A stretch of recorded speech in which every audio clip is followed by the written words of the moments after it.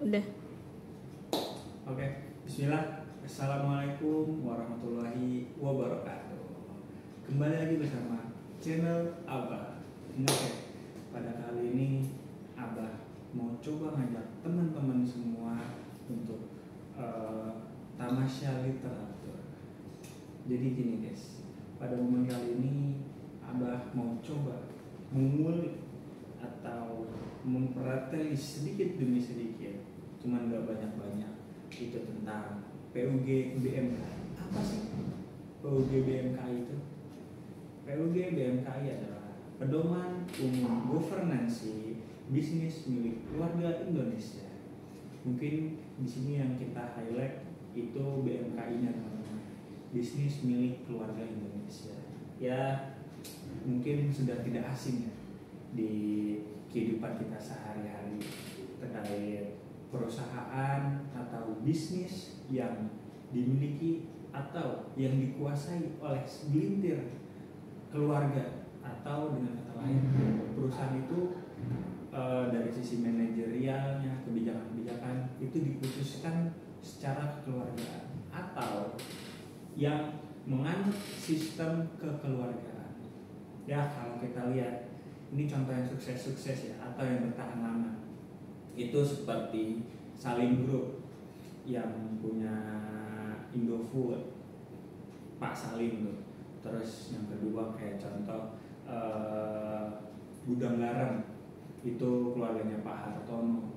Terus yang ketiga Bakri Group, itu yang punya Pak Bakri. Nah, itu salah satu konglomerasi keluarga yang sukses, tapi bukan saja hanya sukses, mereka mampu mempertahankan bisnisnya sampai beberapa generasi. Namun yang perlu kita soroti, teman-teman, mereka dapat bertahan atau dapat membesarkan bisnisnya itu tidak semerta-merta bisa gitu aja, teman-teman, tapi pasti ada tips and triknya. Nah, maka dari itu Dewan Komite Nasional Kebijakan Governansi merilis sebuah buku atau sebuah pedoman, yaitu PUG BMKI, Pedoman Umum Governansi Bisnis milik Keluarga Indonesia. Agar apa? Agar tadi, teman-teman, agar semua keluarga yang memiliki perusahaan atau yang mengatur tindak-tinduk perusahaan itu dapat menjalankan perusahaannya secara optimal. Karena banyak keluarga-keluarga yang mungkin dia tidak memiliki literasi atau visi misi yang cukup memadai ya untuk memimpin sebuah perusahaan, akhirnya jatuh bangkrut. Apalagi kalau kita lihat nih, Abang itu melihat di Jurnal Institute Indonesian of Corporate and Directorship tahun 2010 itu terdapat 95% kepemilikan perusahaan di Indonesia merupakan bisnis keluarga atau dikendalikan oleh keluarga dan dengan sistem yang kekeluargaan. Nah, artinya kan dari 100% perusahaan yang ada di Indonesia, 90%-nya itu milik keluarga. Artinya kan ini harus jadi perhatian lebih dari pemerintah setempat atau tadi ya dari Dewan Komite Nasional Kebijakan Governansi. Nah, maka dari itu dibuatlah buku tadi. Apalagi kalau saya coba kutipnya di mukadimah atau di pembukaan PUG BMKI itu, perusahaan yang dengan kepemilikan bisnis keluarga itu menyumbang 40% dari kapitalisasi pasar di Indonesia. Namun 70% dari semua perusahaan milik keluarga tidak dapat bertahan atau mengalami konflik hingga harus mengalami kebangkrutan atau dipaksaan untuk fight sebelum waktunya. Nah, maka dari itu kita semua selaku rakyat Indonesia yang budiman itu kita harus aware sama tadi bagaimana sih mengelola perusahaan itu secara efektif, efisien, dan kondusif maksimal. Nah, itu ntar Abah coba kutip.